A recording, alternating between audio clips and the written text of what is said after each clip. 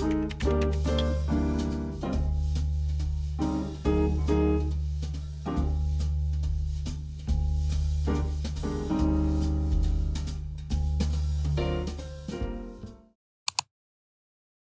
everyone and welcome back to my channel. You joined me on a wild Friday night. How bougie.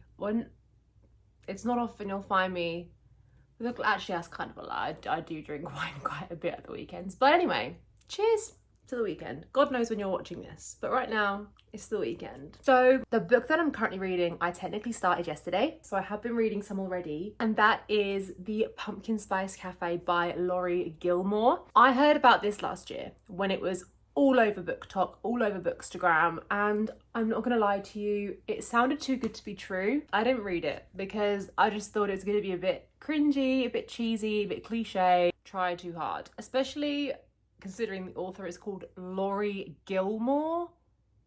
I was like, surely not. But I'm officially part of a book club now, which I am so excited about. I think about it literally all the time and still pinch myself because it's something I have been wanting for like over a year, and I can't believe I'm finally in one. It's just the best feeling ever. But anyway, our book club pick for September is the Cinnamon Bun Bookshop, which is the second book in this standalone series. So I figured I'm gonna have to give this a go. This is my sign, because even though you don't obviously have to read them in order since they're like interconnected standalones, that don't work in my head. I have to read them in order.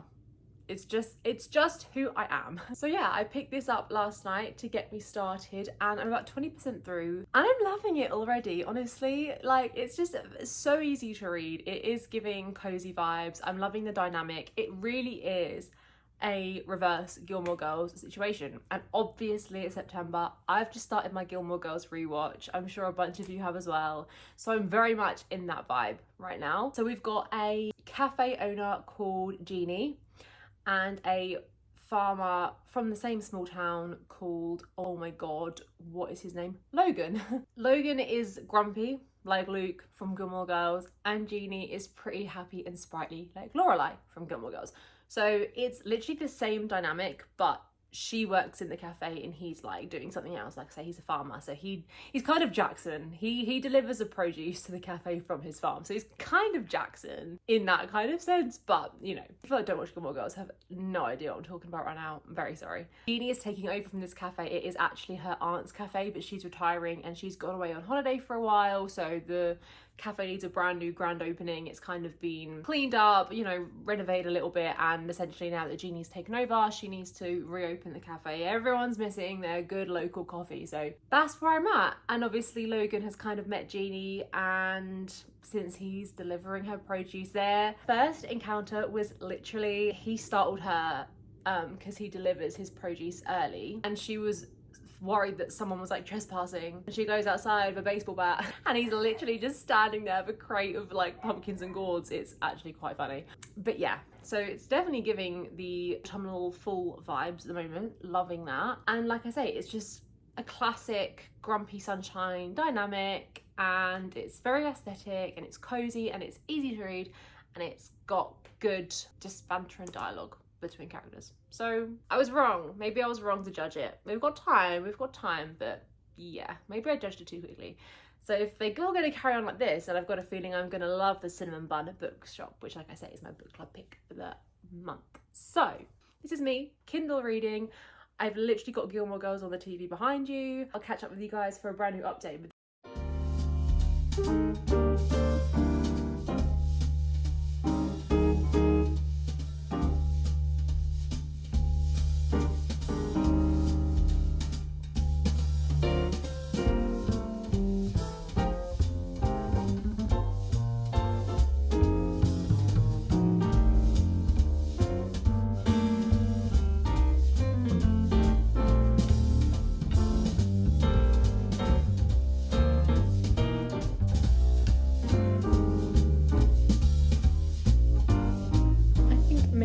Used to being treated right, Jeannie. You kidding? I really like this guy. So last night I finished reading The Pumpkin Spice Cafe. Cafe by Laurie Gilmore. I pretty much binged the rest of it yesterday. I think when I started yesterday I had like 48% left, and I've just read the rest in well, not in one sitting, but in one day. And so I thought it was about time I told you my thoughts on it, because I feel like there hasn't been many updates. I've kind of just binged this one in one sitting. So in the end, I rated this a 3.5 stars. It was just such a fun, easy, vibey read. Definitely there for the full vibes. I loved that.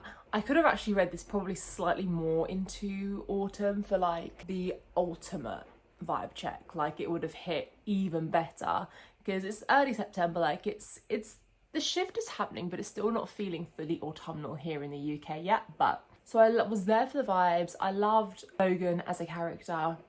He was really, really cute and sweet, and straight off the bat there was a few things that he was doing for Jeannie that I thought were just like really, really cute. Like the earplugs, for example, if you know, you know, like stuff like that. It just makes me like get all like warm and happy inside. So I loved that. It was just fun. I was just having a good time, really easy to read, quite cutesy romance. Then there's a flip side of that. There's probably one thing that's kind of umbrellaed, which is the fact that it did feel insta-love. Now, this is a really short book. I think Goodreads said the Kindle version was like 260 pages, so I feel like the actual book maybe is less than that. I don't know.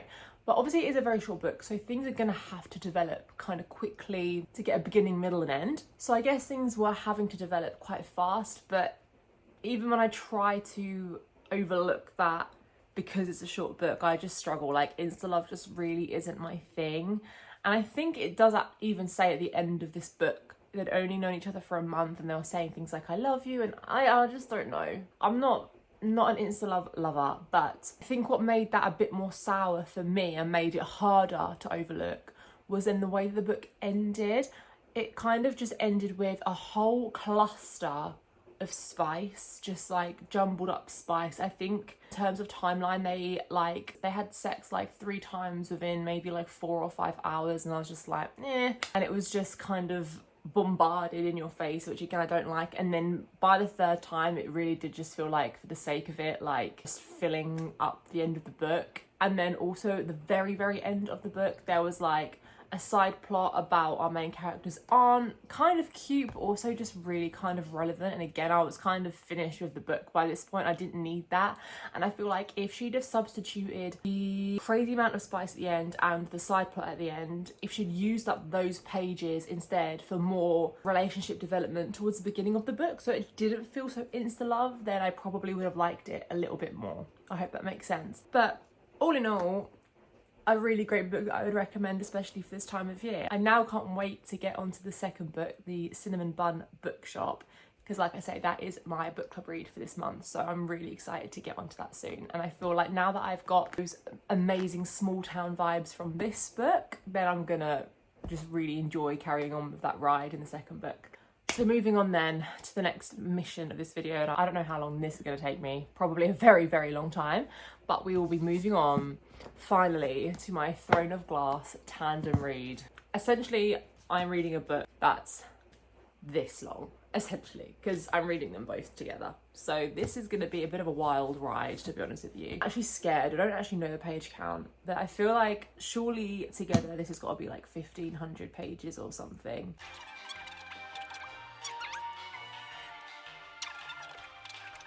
So yeah, we've got about 1,400 pages to read with this tandem read. I haven't been in this series for a couple of months now, actually. I took a bigger break than I intended. So obviously the last book was Queen of Shadows. I read that, or I finished that at the very end of June. So it's been like a good couple of months since I've been back in the series.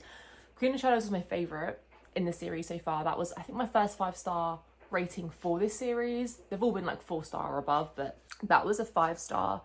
And it was just the epitome of like all of the worlds and the characters we've been following colliding, and all the stories really starting to feel like intertwined. All the characters are feeling really fully developed now, and yeah, so going into the latter end of the series now, I feel like it's just going to be so epic. Like the ending of the last book just opened up a whole new door of like opportunity for our main characters. So yeah, I can't wait to get stuck into these today. I've got a tandem read guide saved on my Pinterest, which I'll link down below if you're interested. I'm also probably going to do a spoiler live reaction carousel on my TikTok. Again, I will disclaim at the very beginning there's spoilers ahead, but if you'd like to see like a photo play-by-play of all of my genuine reactions reading parts of these books, then definitely head over to my TikTok at some point if they're not there already.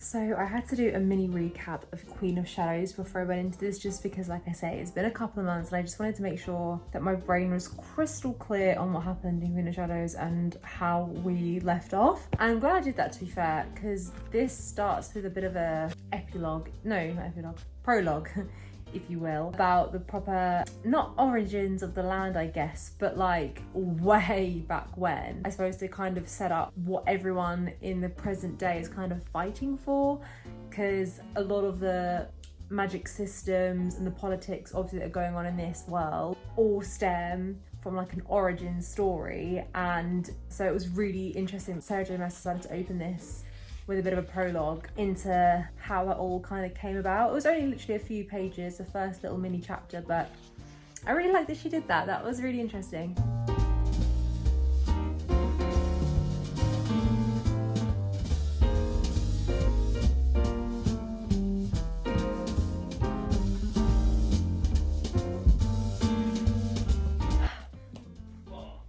It's time to crack open this bad boy.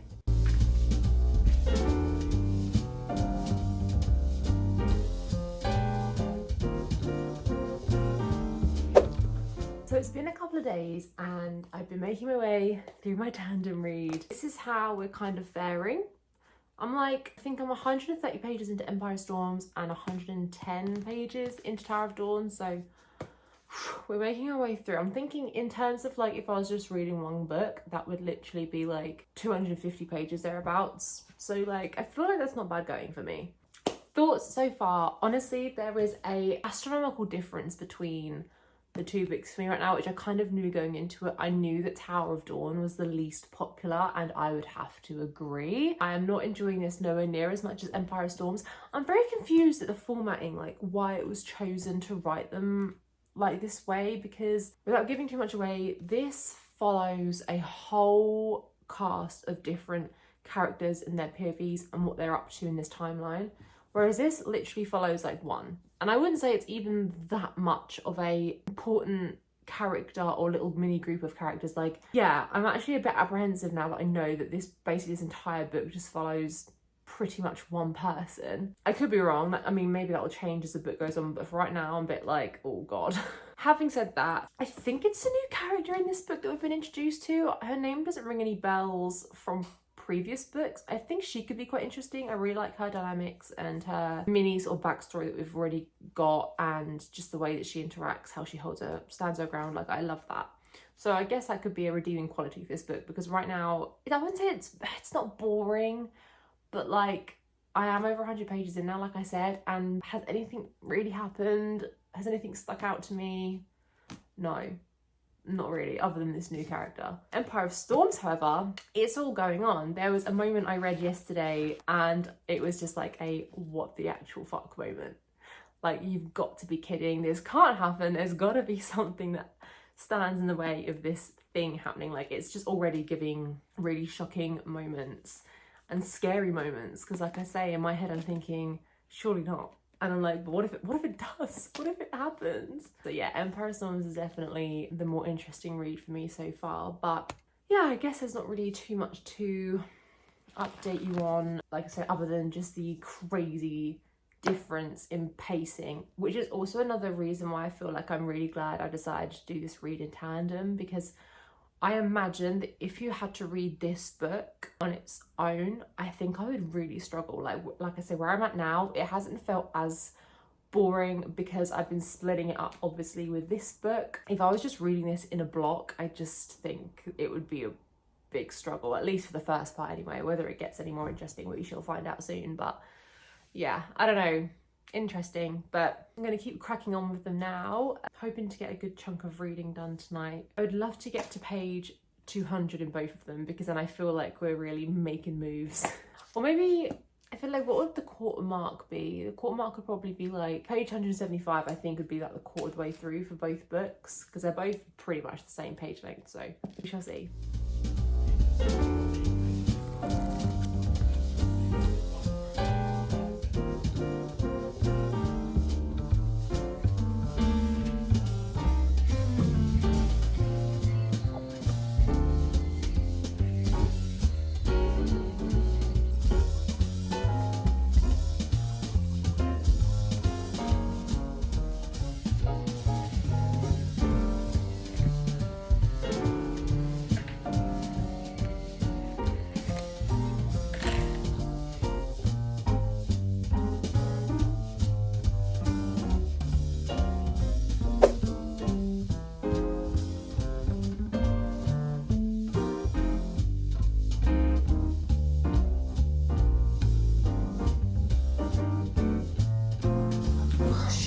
Like literally sharp.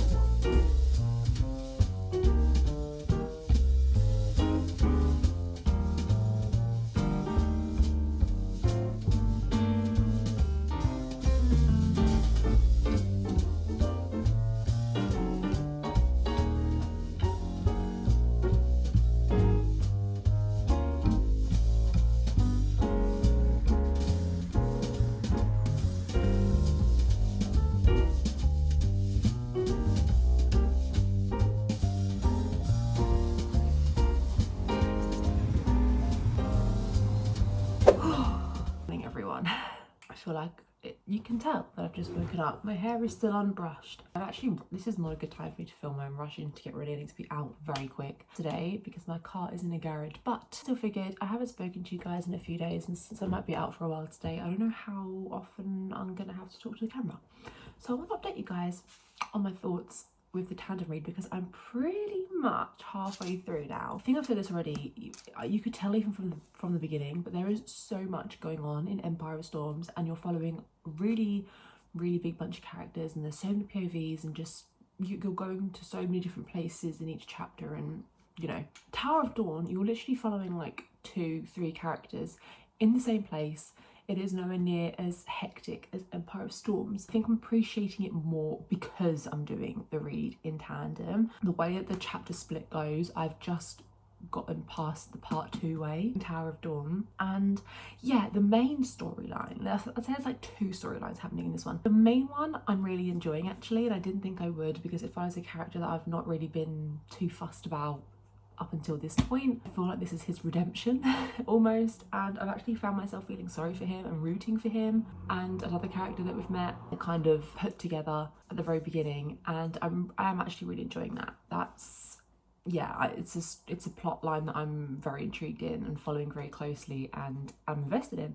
And yeah, like I say, it's actually maybe developed a bit of a connection with this character now, so that's really good. The other plot line happening in this book that follows a different character, I couldn't care less. And I literally see her name, I go to the next chapter and I see her, and I'm like, oh, like please no. And I'm like flicking to see how long the chapter is before I even started, because I am just so uninvested and unbothered about a character and what's going on with them. I just don't care.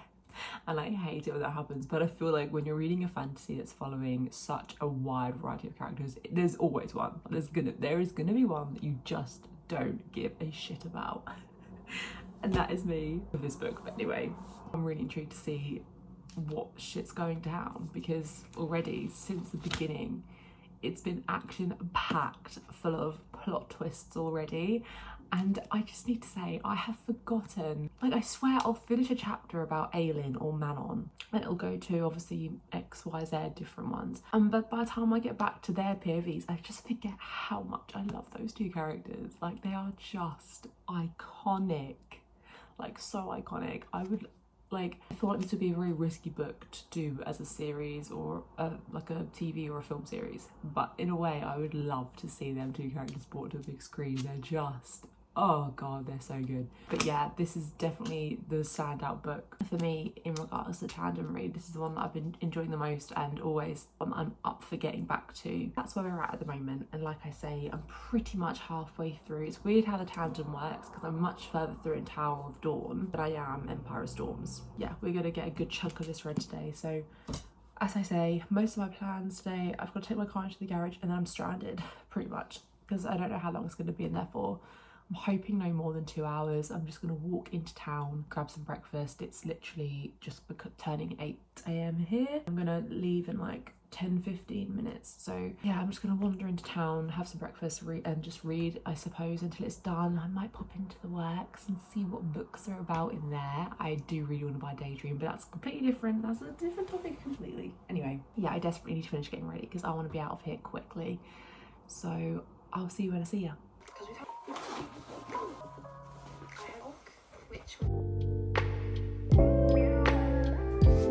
It's time to finish my tandem read. I've got the last few clusters of chapters in Empire of Storms, which we're going to binge now, and then after that it's straight onto the binge to finish Tower of Dawn. So I'm so scared.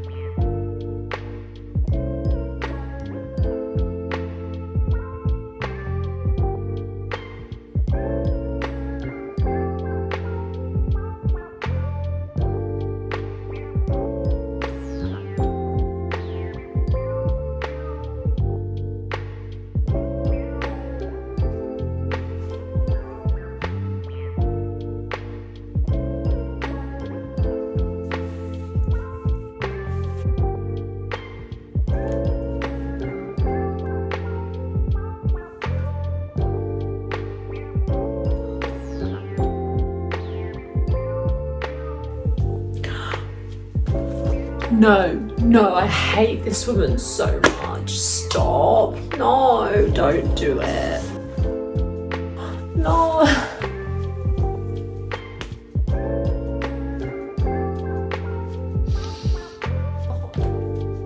I don't even want to read it.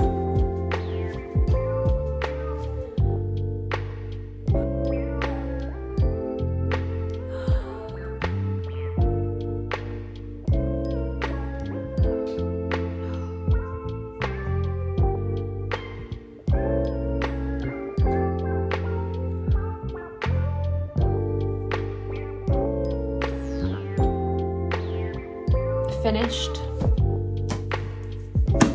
Moving on. I'm not even sure I'm emotionally prepared. I'm literally gonna cry just thinking about what I just read. Okay, moving on.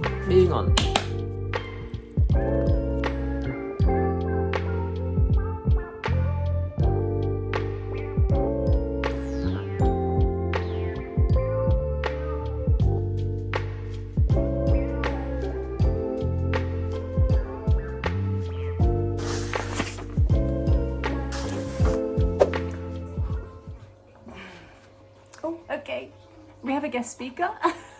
So last night I finished my tandem read and that was a roller coaster of emotions. My boyfriend came to see me after I'd read it and I was just kind of sitting there and he was like, "Are you okay?" And I was like, I don't know. I don't know if I'm okay because I just felt so numb. It was Empire of Storms that did it for me. Like, Tower of Dawn did not have the same impact for me as Empire of Storms did, but my god, that was genuine heartbreak. I actually struggled to continue reading because it was awful. It was so sad. So I think in the end, I am gonna give, I think Empire of Storms didn't give me a 5-star feeling. I didn't feel utterly obsessed with it, but it's definitely a 4.5. Easy. I had such a great time with it. Tower of Dawn, I think a 4. I wasn't sure whether to do a 3.5 or a 4, but I feel like a 4 is reasonable because I feel he's literally watching Gilmore Girls on my TV. I feel like, yes, there were certain parts that were really slow and not like uninteresting to me, but then a lot of it I was still kind of enjoying. And Tower of Dawn was surrounding a character that I didn't really have much connection with, and by the end of the book I feel like his character had really been redeemed and I was caring again about him. So that was pretty impressive that it was able to do that. So, but it's hard to talk about books so far into series, obviously, without spoiling them. So if you haven't read the Tandem Read yet and you don't want it spoiled, then maybe click off this video now and thank you for watching. If you want to know much more in-depth thoughts, then I'm going to talk about that right now, because I just can't not say anything about those books. I was shooketh towards the end of Empire of Storms to find out that it's actually following such a Harry Potter-like formula. I never thought I would be saying that about the Throne of Glass series, but the fact that Aelin essentially in the end has to sacrifice herself to save the kingdom, to save everyone else, like she has to die so that they can survive. That is wild to me. Like that is literally giving the Harry Potter prophecy, and yeah, I just thought that was actually a really sick plot twist though. Obviously, well, it's not obvious. I'm hoping that's not the case and that they managed to work their way around that, but I was just so shook when I read that. But talking of Aelin, those last few chapters in Empire of Storms where Maeve captures her and the whipping, I actually don't think I'm still ready to talk about it. That shattered me, like absolutely shattered me. It was the worst full circle moment ever, and it literally broke my heart reading that. And I hate Sarah J Maas for doing it. I was gonna say an insane plot twist. I actually knew that Aelin was going to be captured by the end of that book, purely because I did something extremely stupid when I got my box set and I read the beginning of the blurb for Kingdom of Ash. Stupidity at its finest, because it's literally the first sentence on the blurb revolves around Aelin being captured, so that was stupid. But even so, like, I feel like it was such a good plot twist to include, like, to keep the story so high stakes and dramatic and, like, effective. I think that was a genius thing to do. As horrible as it was to read about, Sarah J Maas knows no bounds when it comes to mastery and plot lines. And then she also is so good at behind the scenes storytelling, and by that I mean things happen within the plot and you don't see it until later on. Like when after she's been captured, it then comes out in the next couple of chapters that she married Rowan literally a couple of days beforehand because she knew that something bad was going to happen, like just to be safe. So Rowan's technically the king of Terrasen, and I'm just like, oh my god, obviously you don't see that happen, and then all of a sudden it's like, oh damn, this is just happening behind the scenes while we were reading about everything else. And again, that's just so genius. I can't believe the way this woman can tell a story. I also just love the exposure we got with every other character. Is it a lead or a lead? I always say a lead, but I don't know if it would be a lead. I don't know. And obviously, like, Lorcan, like, I feel like you should hate Lorcan so obviously, given what he does and the betrayals that he does. But I can't hate Lorcan. And is that, like, an unpopular opinion? I don't know. But I can't hate him. There's something about him that makes me feel like the way he behaves is somehow justified, or like his intentions are there. I don't know. I mean, I'm sure we'll find out more in the last book, but there's just something about him that I can't place, but I don't hate him at all. Which really intrigues me because I thought I would, but I just don't. I don't hate him. Obviously, I can't wait to read more about Dorian and Manon. The romance of the century. To be honest, all the other romances I'm not that fussed about. Obviously, Aelin and Rowan, I can appreciate it, and I'm like, oh, but like, I don't feel obsessed. I mean, nowhere near as obsessed as I was with like Rhys and Feyre from the ACOTAR series. But I feel like, you know, Elide and Lorcan again, Aedion and Lysandra could be a fun one, but that hasn't obviously come to fruition yet. But again, it depends how that's written, but I don't know if I'd care. But Dorian and Manon, I think I'm a Dorian girly out of all the male characters from Throne of Glass. I think he's definitely my favourite. And the way his attitude shifted in Empire of Storms, like, it was so sexy. You got just little crumbs of him and Manon, but my god, their venturing off together in Kingdom of Ash from the looks of it. So I cannot wait to see their relationship develop, because I love them too as individuals and I ship them so hard as a couple. So I am absolutely gagged about that relationship. I can't wait to see how that goes. And then moving on to Tower of Dawn, I feel like not as much to say about this. Obviously, I've already said in this vlog, I really recommend reading them in tandem. For me, Tower of Dawn did get a lot more boring places, and reading it in conjunction with Empire of Storms just helped me get through it a bit more, knowing that, oh, at least once I get through these couple of chapters, I can go back to the action. Because I feel like Tower of Dawn was more of a, not necessarily info dump, but it was a lot more of like discovery. Like, you're discovering a lot more about the Valg lore and 1,000 years prior with Elena and Brannon and all that kind of stuff. So I feel like obviously it was necessary for all that big build up into Kingdom of Ash. I understand why it was done. It just obviously wasn't as exciting as reading Empire of Storms, but it was fascinating, especially towards the end, as you really learn where the Valg have come from, their motives, how they could potentially be extinguished, all that kind of stuff. Loved it. But I feel like it did get a bit boring. And if you'd have read Empire of Storms in one go and then Tower of Dawn in one go, I feel like that would have been hugely disappointing, going into that kind of like level of excitement compared to what you've just experienced with Empire of Storms. Like, I just think reading them in tandem is definitely the best way to do it. Loved Irene as a character, absolutely loved her. She was just tender, but also had so much fire within her, and she's just a girl. Do you know what I mean? Like, she's gone through so much. And I really appreciate her as a character for sure, and like finding out how she can potentially be like the beacon of hope with saving people that the Valg have taken over. I'm so intrigued to see how that happens. Obviously with Duva, she managed to save Duva from the Valg, and yeah, like what a crazy plotline that will be. And like I say, I actually started caring for Chaol. Like, I didn't hate him, but I was just always a bit like, oh, I literally couldn't care less about you. And obviously once he left Queen of Shadows paralysed, he obviously went to Antica to get healed, blah blah blah. And throughout the process of that, like, I actually really did start to feel more connected to him, and I did feel like he was redeemed from the things that he had done in the other books.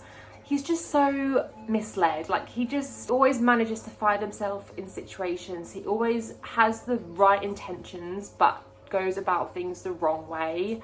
And you saw how much hatred he actually had for himself in Tower of Dawn, and that actually did make me quite sad, because I think that's relatable for a lot of people. And the emotional journey he went on, more than physical, like, it was quite heartbreaking to read about. And yeah, I definitely walked away from Tower of Dawn feeling a lot more connected and compassionate for him. In terms of Nezrin and Sartaq, I literally couldn't care.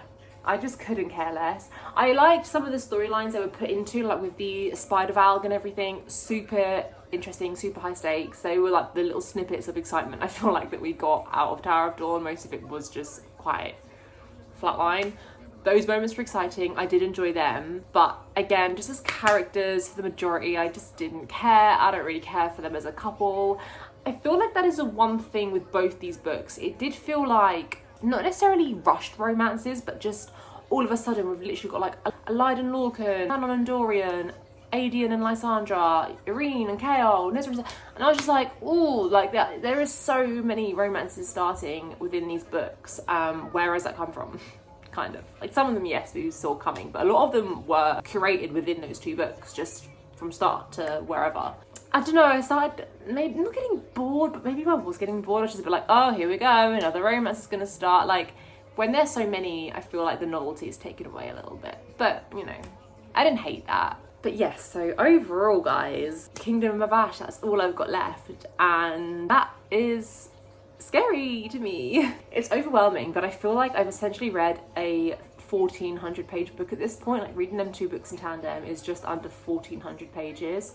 I feel like I can conquer anything. I did that in like 2 weeks. I am so impressed with myself because for a full-time job girly, like that's quite a feat. I was really strict with myself with reading them together. I set like timers in the evenings and stuff, and it worked because yeah, I got them read way quicker than I feel like I would normally. So I'm gonna have a very small break before I read Kingdom of Ash, but I think I do want to do a full spoiler reading vlog. Obviously, I will make that very aware before I get into it, but look out for that because I just think that would be so fun, even just to look back on, like while I'm editing it, just to see all the bits get unraveled and revealed. And yeah, anyway, that is the end of this reading vlog. Obviously we read Pumpkin Spice Cafe at the beginning, cutesy fun time, autumnal vibes. I'm actually going to read the next book really soon in that series, so I can't wait for that. Straight into epic fantasy. So it's been very two different ends of the spectrum in this reading vlog, but I hope you enjoyed it nonetheless. If you did, please like, comment and subscribe, and I'll catch you next week with a brand new video.